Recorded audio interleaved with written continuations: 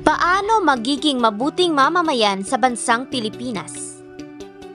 Mahalaga ang ating papel sa pagpapabuti ng ating bansa. Ipapakita namin ang mga simpleng hakbang na maaari nating gawin, tulad ng pagtangkilik sa mga lokal na produkto, pangangalaga sa kalikasan, at paggalang sa bawat isa. Ang pagiging mabuting mamamayan ay nagsisimula sa ating mga sarili, at sama-sama natin itong maisusulong para sa mas maganda at mas maunlad ang ating bansang Pilipinas. Una, sumusunod sa mga batas. Ang pagsunod sa mga alintuntunin at batas ay upang mapanatili ang kaayusan at kaligtasan ng bawat isa sa bansa. Pangalawa, pag-aalaga ng kalikasan.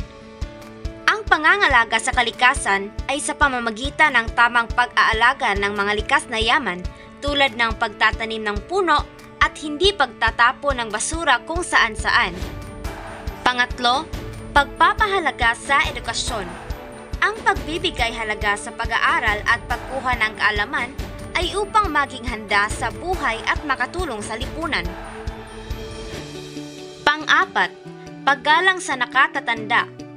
Ang pagbibigay respeto at pag-aalaga sa mga nakakatanda ay sa pamamagitan ng magalang na pagkikitungo at pagpapahalaga sa kanilang karanasan at opinyon.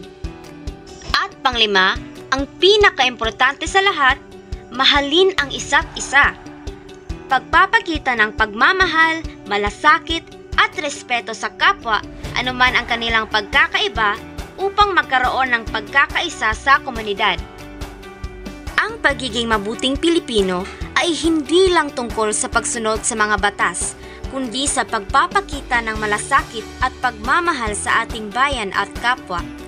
Sa bawat maliit na hakbang, paggalang sa nakatatanda, pangangalaga sa kalikasan, at pagpapahalaga sa edukasyon, nagtutulungan tayo upang makamit ang isang mas maayos, mas masaya at mas makatarungang Pilipinas.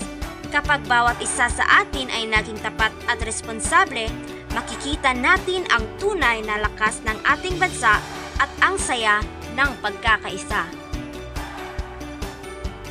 Paano magiging mabuting mamamayan sa bansang Pilipinas?